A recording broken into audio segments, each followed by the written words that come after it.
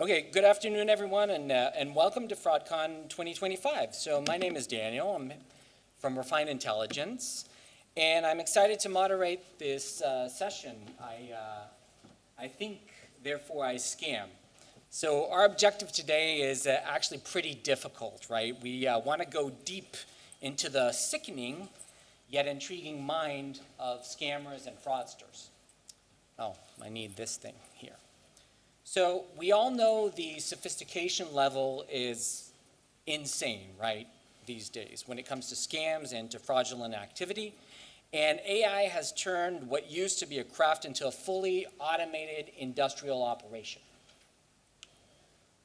So how do we get into the scammer's mindset? The best way we have is to take the most sophisticated cases that we've encountered, reverse engineer them, and extrapolate the thinking, behind them. So what are their primary considerations?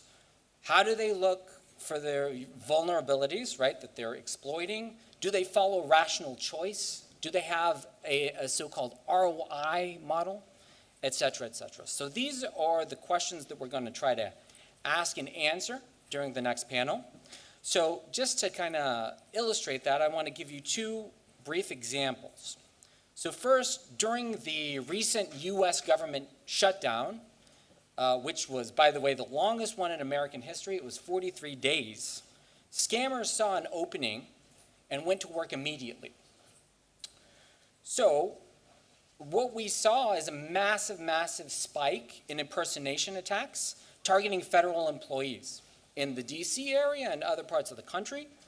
And what we saw over there was a particular scam where they impersonated bank personnel or tellers, and they offered relief loans, right? So they were basically preying on the financial stress of these people in real time, okay?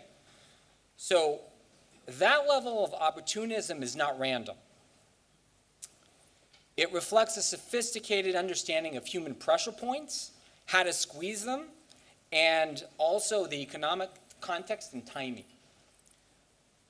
A second example is recovery scams on Facebook, okay? So after being scammed on other platforms, at times the victims, they go and they sign up for groups on Facebook, right? For instance, scam alert boards, or it could be, victim support groups, right? So before they can even report the fraud to the bank or to the authorities, they, the algorithm learns their behavior because they signed up to these groups. And then what happens is the scammers exploit it instantly. They actually put up recovery scam ads that present them as trusted experts. And, they offer multiple services to victims, in ways to get the money back. So you can all understand where this is going, right? So basically, they know how to effectively weaponize the platform algorithms and launch a second wave of attacks. So this is kind of the mindset that we're going to try to explore today. So with no further ado, we have a fantastic panel today, and I want to introduce them and invite them to the stage. If this thing will work. It probably will not. So, of course, we have to have some Gen AI here. All right, so I'd like to invite David Stender, Executive Vice President and Chief Information Security Officer and Head of Non-Financial Risk at BankUnited North America. Welcome, David. All the way from Irving, Texas. All right, I'd like to invite Roenen Ben-Ami, co-founder and Chief Risk Officer at Justt, okay?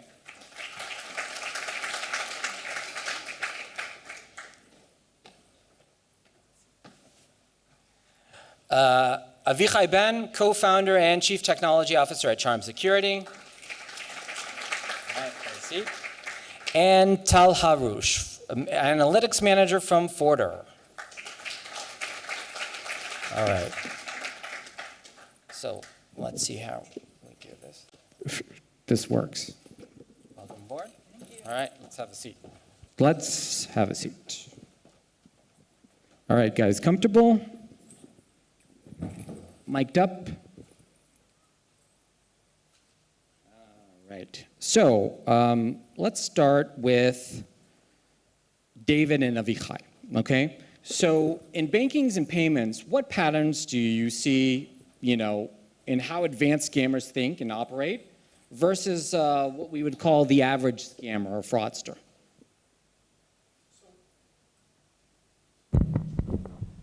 There we go. So a couple of things. Most banks really don't get hit by schemes that are all that advanced, right? They're really sort of the typical things that you've seen over the past handful of years. The issue that we're seeing these days is that it is becoming more popular to use advanced capabilities of technology to fix a lot of the low-level issues that made scams easy to spot. Right? So for example, if you're a Nigerian scammer and you're trying to do a romance scam or you're trying to do an elder abuse scam and your English isn't that great, you can run it through Grammarly, which is an AI capability, and the next thing you know, you have a perfectly crafted, idiomatically correct attack that's coming through. So I totally agree that let's say the threshold or the boundary to become a scammer has become lower and lower as the technology evolves. So it's much easier to scam a person than to deceive a system right now with all the technology that comes to the rescue. I think something I'll add is I think an advanced scammer is not a one person, it's a group. It's a group, or you can say a mafia, or you can say, I don't know, it's a group of people that are working together the same way that technology companies work. They have funnels, they have their system, they see what's worked, what doesn't work. They're not opportunistic. I believe most of the people here either saw a scam, been scammed, their friends got scammed, so they probably saw this funnel in motion, like somebody is speaking to you, then you move to another person on another platform. So I think that's what makes them different than someone who's just being opportunistic. Just one more thing. There's really sort of three levels of scammers. There's like the low-level individual scammer, right? They just figured out somebody has money, I want the money, I'm going to try to take it through them by sneaking it away.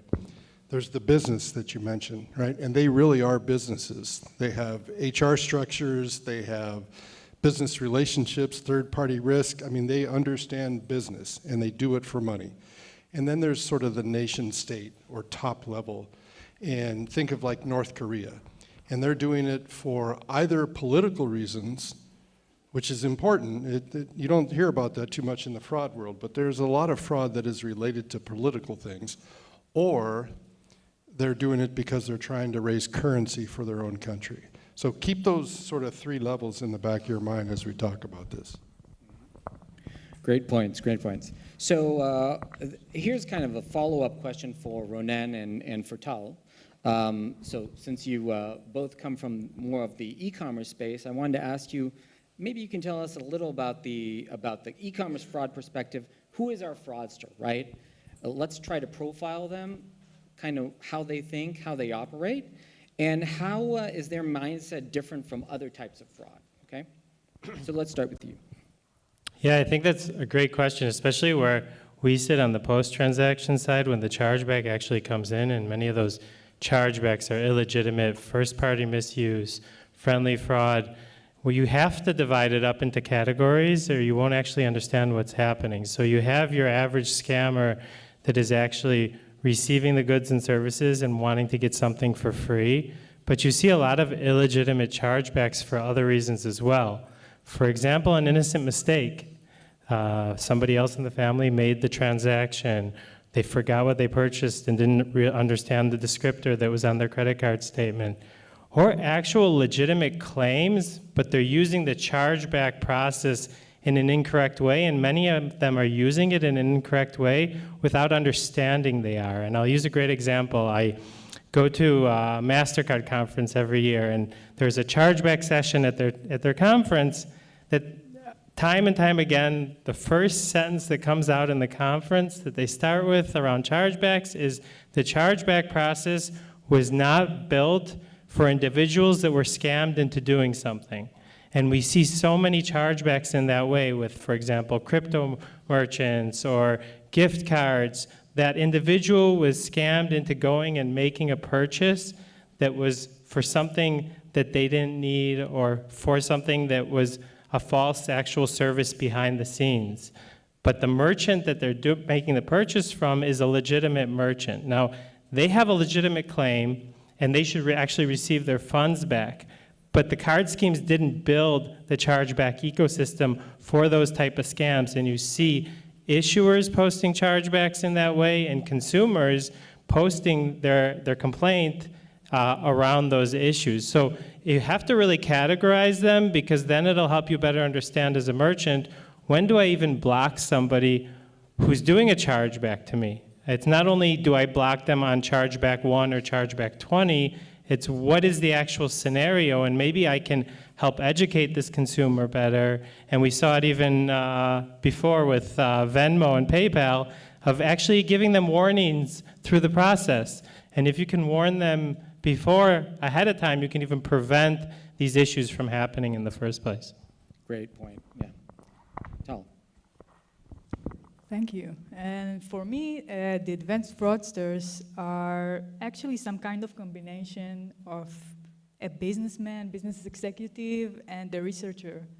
And their North Star is in everything they do, keeping and gaining maximum profit with minimum effort. Just like we research them, they research us. Big time. They go over our anti-fraud systems, and they seek for loopholes, weaknesses, so they can bypass our defense. Device manipulation, connection manipulation, other signals. If we look for boring and low-risk customers, they'll give us what we're looking for.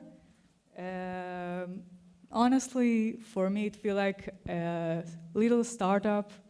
Yeah, with a very illegal business model. Right, right. So you're saying that the scammers and these fraudsters, they have more of a, in a sense, a startup mentality, right? I mean, they're not creating, they're stealing, they're doing negative stuff, but their mindset is more like a small startup or an enterprise that. Exactly, and they want to keep ROI higher. They will invest only where they think they gain profit. Hey, ROI is later, so we'll get to that. We'll get that. But good point.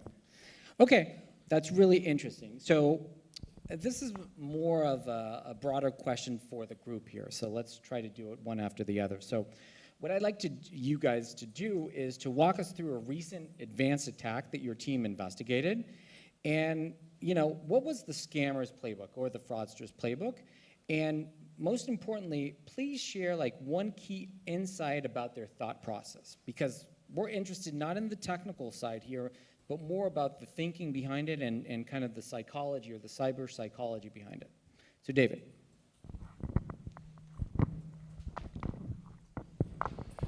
So we recently had a scam that hit our bank that went after both customers and our employees.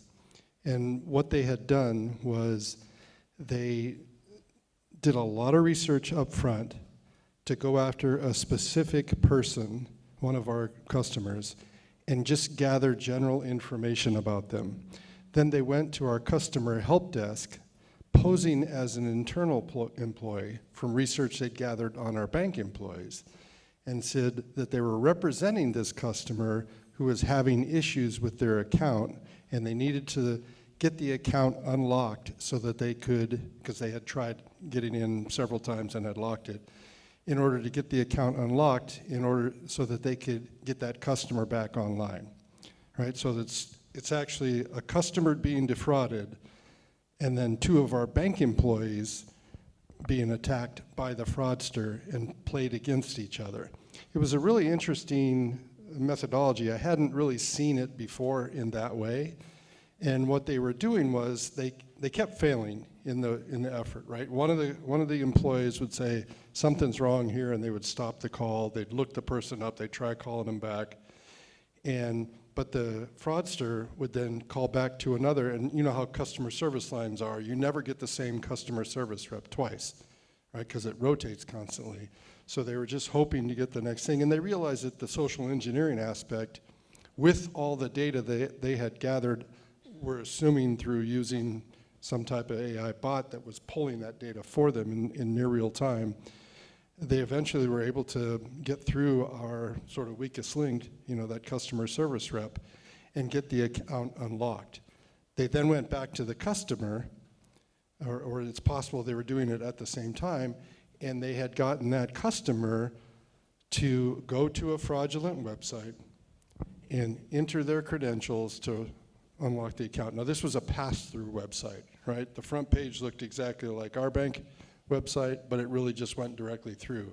So the customer was actually able to do a legitimate transaction on the website, but the fraudster captured all the details as it went through.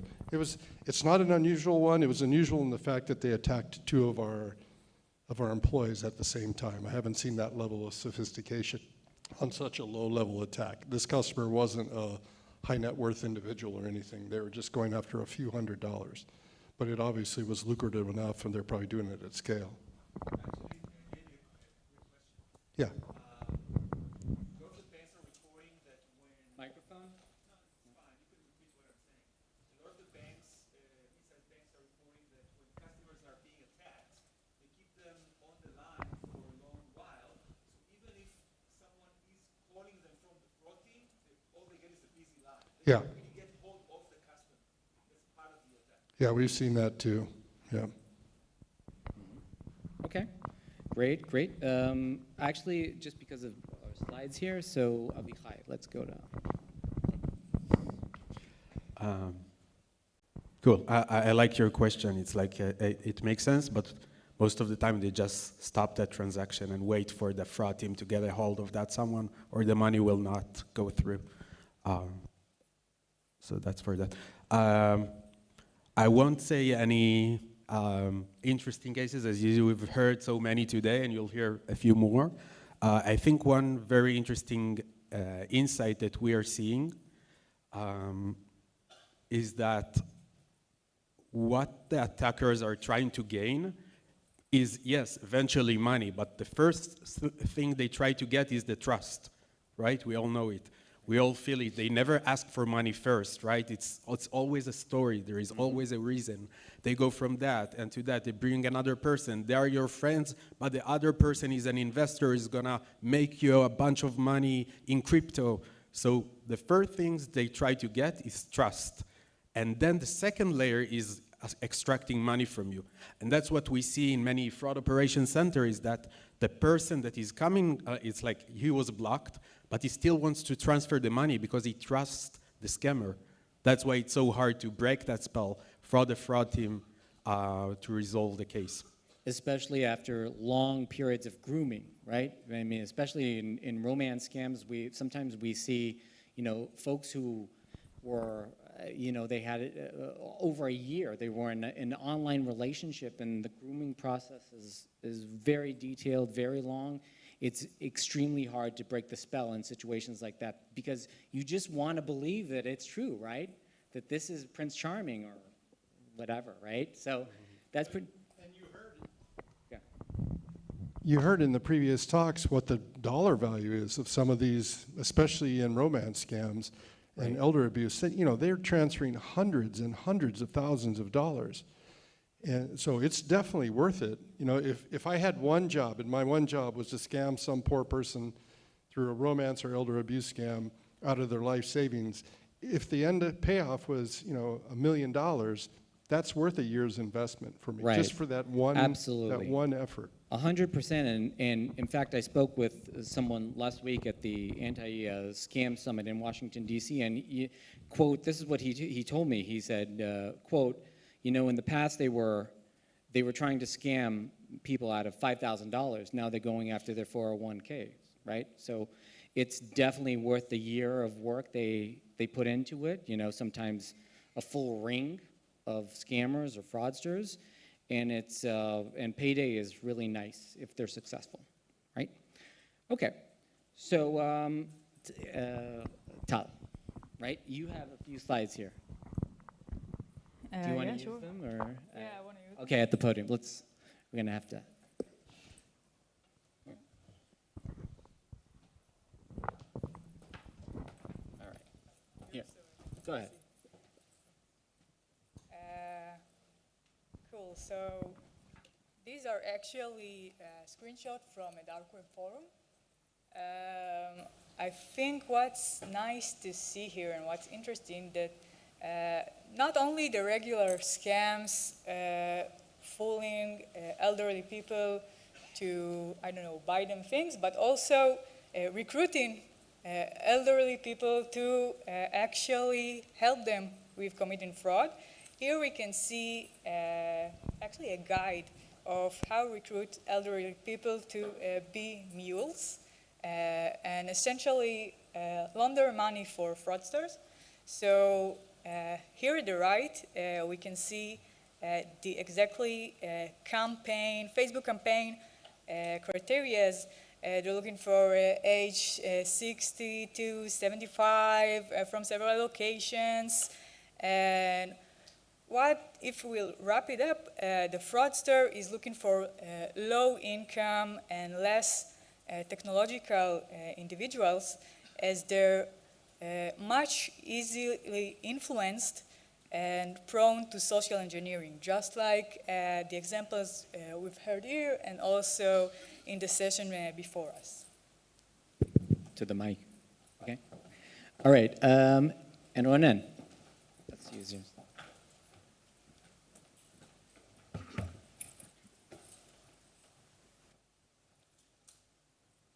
Yeah. This is. You want to use this? You can use that. Hey, so what's interesting about what we're doing on the chargeback side is that we're also seeing fraud rings. Even though we're not an anti-fraud solution, we see a lot of the fraud rings that we feed back information to our merchants if they have internal fraud systems or are using an external fraud system. And this ring was really interesting because a lot of the data that exposed the ring is data you don't have at the pre-transaction side. So, for example, there were multiple chargebacks on 6 different cards. You don't have that at the pre-transaction stage. So it was about 10 chargebacks on each card. And some merchants want you to fight all of their chargebacks, and others only want you to fight the chargebacks that are actually have the highest chance of winning. This specific merchant that was in the gaming industry wanted us to fight all of their chargebacks, and they had a 0% win rate on all of these chargebacks. So you can have a low win rate, but this is already a red flag if you're not winning any of these chargebacks that you think aren't worth fighting in the first place.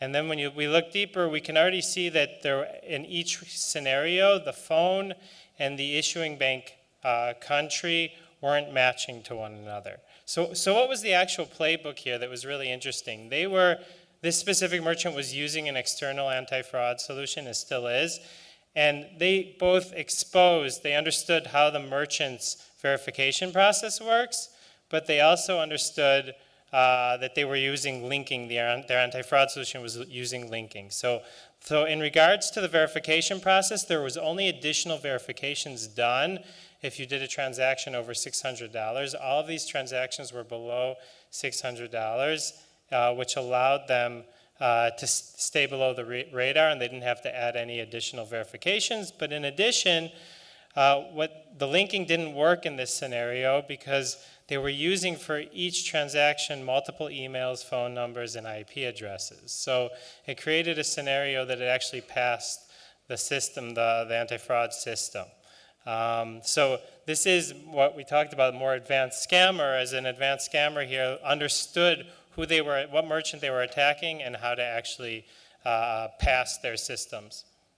Awesome, good stuff. Actually, apologies, we don't have really fancy slides here today like the rest of you, but we do have some cheap Gen AI, so we'll keep that on screen for now. Okay, so And I want to touch upon, we mentioned this earlier, again, the cyber psychology behind fraud and behind scams, okay? And this one I think is for Roenen or David, or in fact for all of you. How do you feel that the emotional detachment, right, online, how does that impact scammer behavior, right, or fraudulent behavior? And if you can, share a few examples. Before that, I do have a theory about this. And David, we were talking about this earlier outside, that the emotional detachment online, and again, this cognitive psychologist and cyber psychologists, they study this regularly, but it creates an illusion of omnipotence on their side, right? Because they're basically saying, hey, you know what, I can use a VPN, I can use an anti-detect browser, I can do all sorts of technical manipulations, and I can't get caught, right? So, that may lead to interesting behaviors. Potentially, it could lead to more risk-taking. For instance, when we see patterns of fraudsters that attack the same site over and over, right? And they do it like after they're successful once, then they do it over and over. So that kind of, I guess, is a good example of what I would say, that propensity to take more risks just because of that illusion of omnipotence. So I'm going to open it to the floor, and any thoughts on that? How do you feel that, Roenen, David, others? So I'll start with the emotional detachment, which is really interesting in the chargeback space. Is a lot of individuals won't go to a restaurant and not pay their bill. They won't do shoplifting. But in the chargeback space, all of a sudden, you don't see a face to who you're stealing from. And there's more average individuals doing friendly fraud, first-party misuse because of that detachment. And what we saw is when payments went online, there was even a further emotional detachment from who you were stealing from because your distance from the actual merchant. As the consumer, you have this further distance. You're not walking into their physical store and then going and making a claim, a chargeback claim against them. And what's really interesting is what we're going to be seeing in agentic commerce, because what my estimation is there's going to be multiple reasons why there'll be more chargebacks, but one of them is it's going to distance the consumer even further from the actual merchant because they're not going to even interact with the merchant. They're going to be on the interface of their actual agent.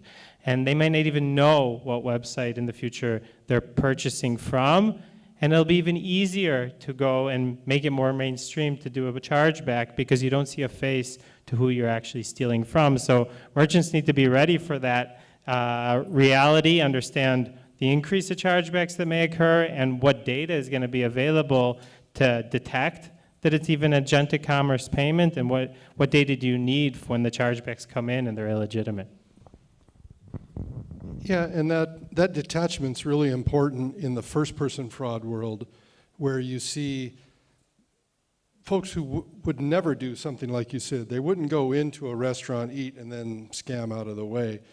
But you'll see online where they'll do that because, there's a number of reasons there. There is that detachment. The physical separation is enough to give them a belief that they just can't be seen, right? It's like a little 5-year-old. You can't see me when I'm playing peekaboo, right? So because I've done this, so I'm invisible. The other part of that is that they tend to see the banks as not a victim, right? Banks have money, they're big. Who cares if they lose money? So they don't feel that there's like a Robin Hood, a Robin Hood approach, right? A kind of or a Robin Hood illusion, so to speak, it's a victimless crime, right? In their aspect. Now, that's great at the lowest level, right, when you're talking that individual. When you get into companies that do this, corporations, fraudster corporations, and there are big companies that do that, that's a whole different thing, right? That game is completely different. Right, great. Others? Avichai, others? Or all right, very good. Okay, so we talked about this earlier, and I think this is a really interesting subtopic within our topic today, and that is ROI, right? So we talked about, emotional detachment. We talked about the lack of moral clarity, right, when you're online and stuff like that. I'm actually interested in the rational choice angle over here. Is there rational choice in fraud and in scams, right? So My question is, how do fraudsters and scammers choose their targets across payments and banking and e-commerce? And this is for all of you. And do they follow a rational ROI model, right? Is that something that we see? I'll start. Go ahead. Okay, so well, I think no one can know if this guy is measuring this ROI or this guy is measuring that ROI. But I think what we see is that it's go by basic logic. They want to get as much money as they can for the least amount of time. So you need to divide it by time, right? And that's why you see the different scams in different payment systems. You can see in merchants, it's a very fast pace. They make very fast decisions, so I can make very fast scams, but I can only get a low amount of money. So you will see more of those kind of merchant scams. But if you go into banks where you can transfer a lot of money, you don't have that threshold of a credit card, then you see the more advanced scams, more grooming, as you said. You see a lot of grooming before the scam even happened because they want to extract the most amount of money to gain more money for the amount of time they've invested. Right. So, Yeah, we have 1 more minute, by the way. so I'll be real. No stress, man. No stress. I'll be real quick, and I'd say in the friendly fraud space, you have 2 main targets. The scammers are looking at the merchant, and they're looking at the issuer. So in regards to the merchant, in order to be as high ROI as possible, they're looking for merchants that are not fighting their chargebacks or are not blocking an individual that does a chargeback. So it's a debate between merchants, when do you actually block a consumer that's doing chargebacks, but that's where they're looking for on the merchant side. On the issuers, because issuers are competing for the business of the cardholder, they're looking for multiple issuers to not be detected, but the ones that have the easiest interfaces to work with, that you don't need to provide too much information and you can post a chargeback quite easily. And there's even issuers, because it costs money for an issuer to submit a chargeback into Visa or MasterCard system, they're looking for issuers that will just accept their cases, and sometimes the issuer will just eat it themselves and take it out of their pocket. So they're looking for those types of issuers that will give them the highest ROI. Right. So I have Again, a slide, but I see make we're it short. I think the first factor they take into consideration is monetization. If they steal it, they want to sell it, and they want to make the profit, like we mentioned. And they also count the success rate. They take into account that they won't succeed in 100% of time. They know we block about 90, 95 of their times. And also they take into the expenses. They will invest, $1,000 in proxies, mules, resellers, and they take everything into their ROI calculation. I had a slide that shows such an impressive ROI calculation, even telling how much the fraudster makes for hourly wage. Oh, really? Yeah. That kind of proves your point about the startup kind of mindset that they have, right? David? Just a couple items. So really 3 things. It's a really low cost to get started in it. Yep. Right? Anybody can be a fraudster. There's almost always money to be made because there's new schemes constantly. They're almost all takes on old schemes, but there's new ways of doing them, and they generally work. And then at the biggest level, when you start to get into the millions and millions of dollars worth of fraud, the chance of getting caught is very limited. There's a reason why cartels, for example, drug cartels, are getting into the hacking business, because I think internationally, globally, there's about a 3% chance of conviction on any fraud-related item, and your brother's not trying to kill you, right, to take over the business. So. All right, thank you. Well, we have a few more questions, but we're out of time. So a round of applause for our panel. And thank you so much. Thanks, everyone. Great talk.